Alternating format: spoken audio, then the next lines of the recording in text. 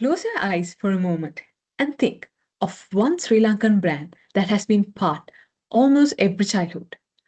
For many of us, it is Elephant House. Whether it was a cream soda after a cricket match, an ice cream with family, or a lemonade on a hot afternoon, the brand has been part of our lives for generations. But behind those memories is a company with a fascinating strategic story. This year, the company behind that brand turned 160 years old. And in the same year, it hit that milestone that it also posted the highest profit in its history. That's not a coincidence, it is a strategy.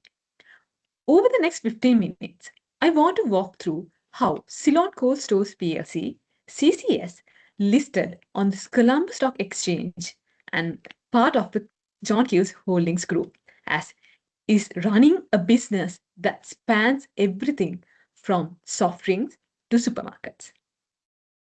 I will use a few strategy frameworks along the way, like for examples, the PESTEL, the SPOT, the POTUS 5 forces, in order to keep the analysis grounded, not just descriptive.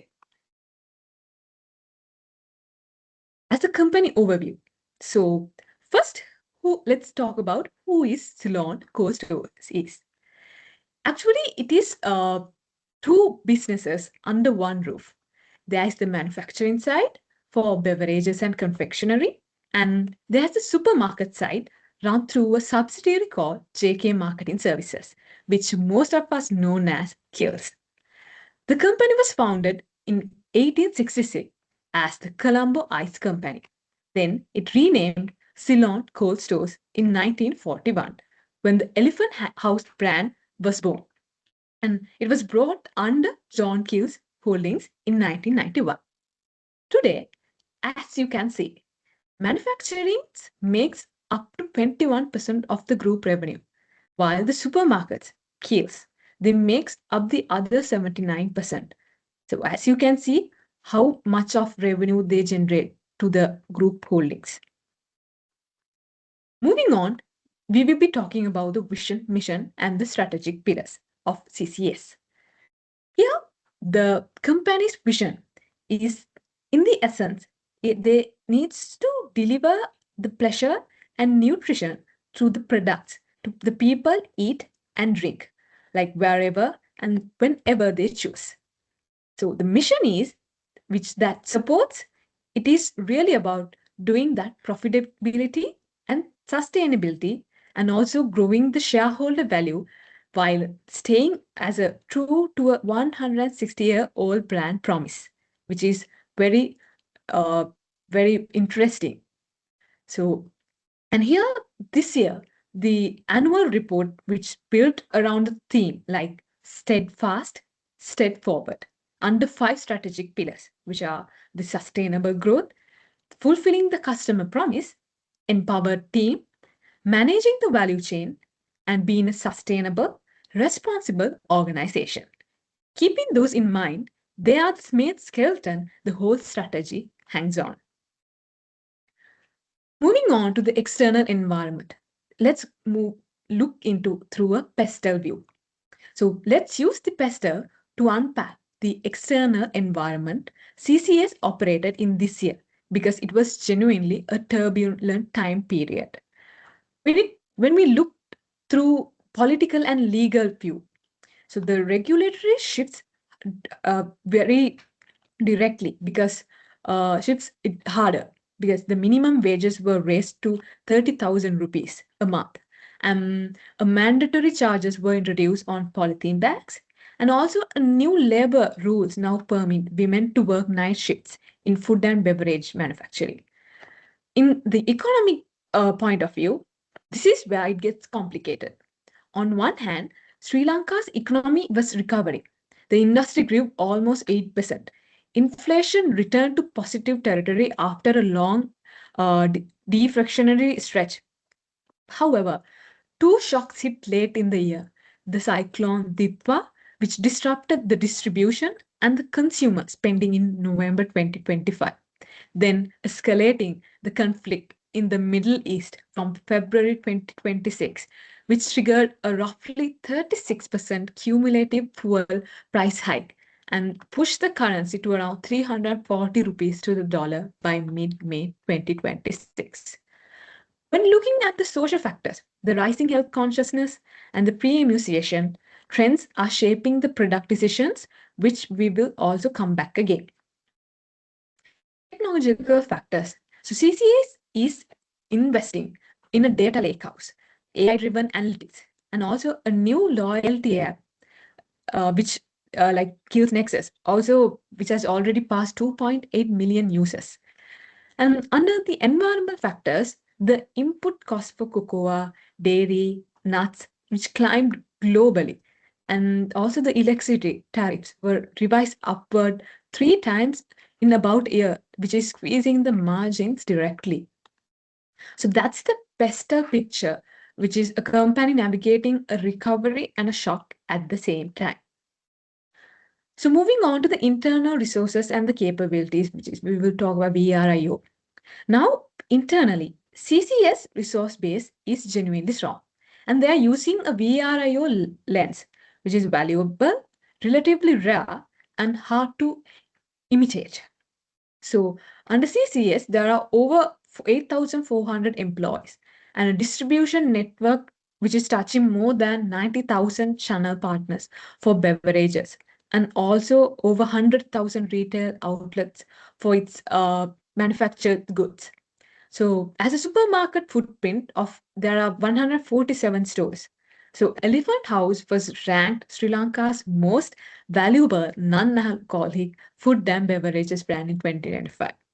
And Kiehl's was named the most loved supermarket brand the same year. So that combines deep physical distribution, a genuinely trusted brand, plus growing digital capability in the core resource base this company is leaning on. And it's not something a new entrant could replicate quickly. Putting it together, we will talk about the SWOT. So if I summarize it into a SWOT, the strengths of CCS we can identify as the brand equity, distribution scale, and a diversified two-segment structure.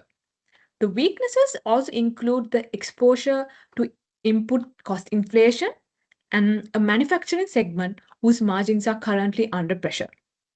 The opportunities sit in a premiumization, digital and loyalty driven retail, and also early stage international expansion. So threats are currency volatility, fuel driven cost shocks, and intensifying retail competition. The SWOT is really the lens for everything that follows. So, so here we will be now talking about the industry competitiveness through Porter's five forces. So before getting into CCA's own strategy, it is worth asking, like it's worth asking how competitive this industry actually is. Using Porter's five forces, let's talk about it. So threats of new entrants is low to moderate. So CCS distribution, scale, and brand loyalty are real barriers. Buyer power is moderate to high, and consumers are price sensitive, especially with inflation and squeezing household budgets. So the supply power is also moderate. So the key inputs like the cocoa, dairy are globally sourced and somewhat concentrated. The threat of substitute is moderate. There is no shortage of alternative beverage and snack brands.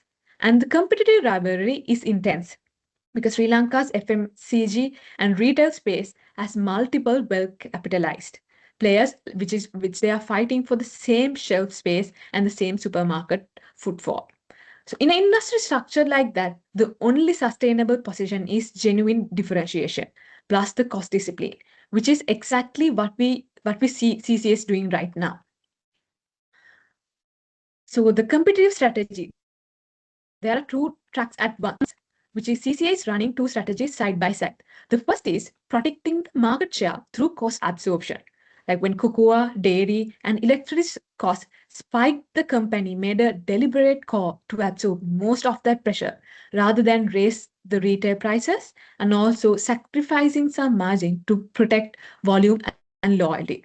The second is differentiation through brand and experience. Also relaunching the Elephant House lemonade with new packaging and also becoming the official carbonated beverage partner of Sri Lanka cricket team and premiumizing through the Imarich Gelato range and expanding the omni-channel reach through Uber Eats, Pick Me Food, and also Uber Grocery and the Kills Nexus app. So the discipline on one side and brand and experience investment on the other hand. That combination is what let CCS grow volumes in a year when consumer spending power was genuinely under pressure.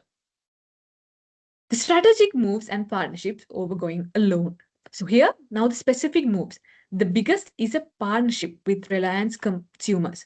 So the products of India, likewise. So as inbounds, it brought the Campacola brand into Sri Lanka. And as outbound, it is taking Elephant House beverages into South India. Still stages, but a real foothold in a market of over a billion people, which is built on someone else's distribution muscle rather than a costly standalone entry. The second is Elephant House Ice Cream launching in Melbourne, Australia.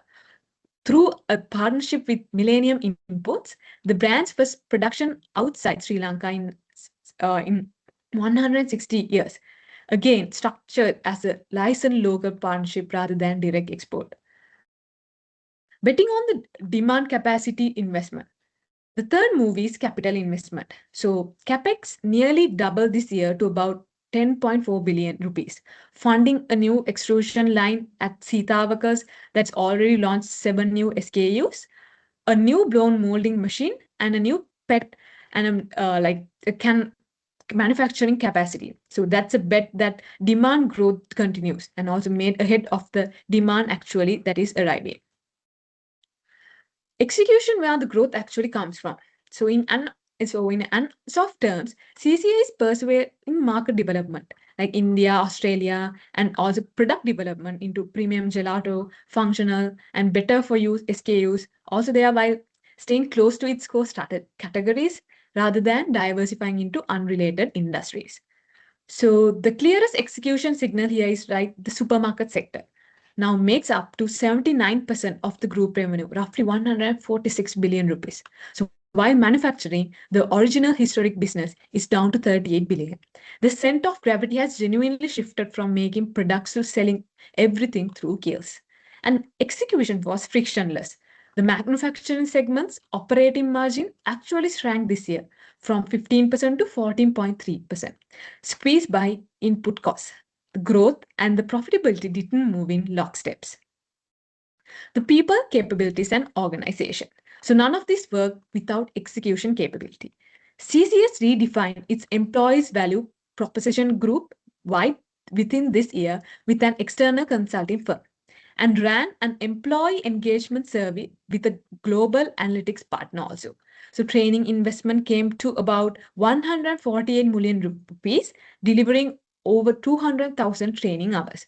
So the supermarket sector decentralized HR function, pushing it closer to individual outlets to a much growing store footprint. On governance, the brand, like the board, is chaired by Krishan Balendra, who is also chairperson and the CEO of the parent John Gills Holdings. So CCS strategic direction is tightly integrated into the wider JKH group, including how sustainability and climate risk are governed centrally. So the culture and leadership. So here, culturally, the report leans on a bee and hive metaphor, coordinated effort, and also interconnected system, more concretely, no material violations. So here, the leadership continuity through shared JKH chairperson signals strategic alignments, even as the board rotated out some long-served around 9 years independent directors this year also. So deliberated renewal also rather than stagnation. The financial performance. Now the numbers. The group revenue grew 17% to about 184.6 billion rupees. So profit after tax jumped 32% to 7.9 billion rupees. So the highest in the company history. So the return on equity came in a strong 32%, and the market capitalization rose 26% to just under 98 billion rupees. And the company paid out 85% of profit as dividends, just over 7 rupees per share. So the trade-off, the growth funded by leverage. But the growth wasn't free here. The total debt rose from 20%, and the debt to equity ratio climbed from 67% to 77% because a lot of the capacity expansion was funded through borrowing. So financial costs rose 8%, which made worse by like rising interest rates in the second half of the year. So this was a year of strong performance, but also a year where CCS took on a meaningful, more financial risk to fund its growth ambitions. The strategic takeaways. So using SWOT, Pestel, and Porter's frameworks together, the strategic story is this. The Ceylon Coal Store is a 160-year-old company behaving like the growth company. So it absorbs the cost shocks to protect the share, funding expansion through debt rather than sitting still, and also testing the international markets through low-risk partnerships, and also quietly shifting its center of gravity from manufacturing toward retail. So the risk is this strategy assumes Sri Lanka's macro recovery continues and debt stays the serviceable if growth slows. If the Middle East conflict or currency pressure worsen next year, so some of these bets will tested at much less forgiving environment. But like for now, the numbers back the strategy. So highest profit in a company history in the same year, they mark 160 years in business, steadfast and straightforward. So that's for it for the review of Ceylon Core Store. Thanks for listening.